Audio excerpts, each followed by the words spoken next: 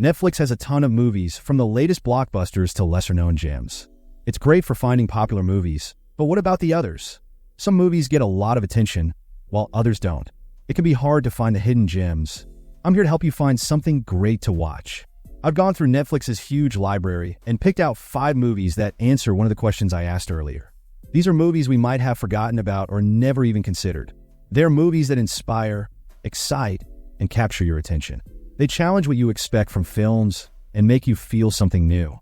You might not love all of them, but I'm pretty sure each one will be different from what you usually watch.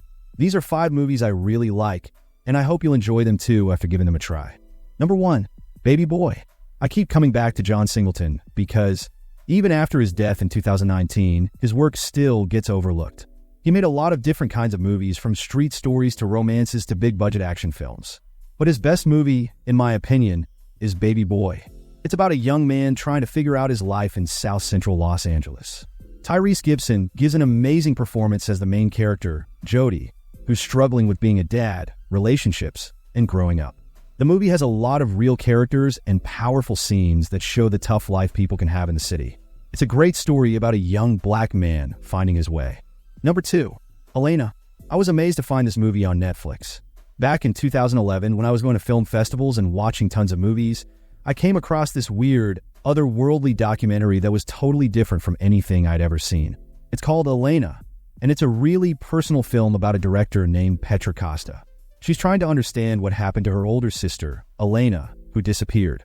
The movie uses old videos and photos to tell Elena's story. It's about dreams, hopes, and the sad things that can happen when you chase them too hard. It's a beautiful and moving film that will stay with you long after it's over. Number 3, The Perfection.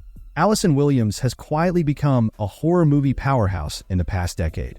She gave a chilling performance in Get Out, and last year, she starred in the wildly entertaining M3GAN, which cleverly blends scares and thrills while exploring the impact of technology on human connection. But my favorite performance of hers is in the largely overlooked 2018 film, The Perfection. Directed by Richard Shepard, this intense horror thriller is set in the world of classical music, where dark secrets and sinister motives lurk beneath the surface. Williams plays Charlotte, a troubled musical prodigy who reunites with her former mentor's new star pupil, Lizzie, played by Logan Browning. Their meeting sets off a chain of shocking events filled with unexpected twists and psychological horror that will stay with you long after the credits roll. The Perfection blends high tension with disturbing imagery, creating a gripping and unpredictable narrative that slowly unravels as the deception is exposed. It's a truly unique and awesome experience that I never tire of revisiting. Number 4, Brawl in Cell, Block 99. I can't believe it took me so long to discover Craig Zoller's movies. He's a jack of all trades, from writing heavy metal songs to directing gritty westerns. His films are like nothing I've ever seen before. They're dark, violent, and full of heart. Brawl in Cell Block 99 is my favorite. It's about a former boxer who gets thrown into prison and has to fight for his life. The acting is amazing, especially Vince Vaughn. The violence is brutal, but also beautiful in a strange way. It's a movie that sticks with you.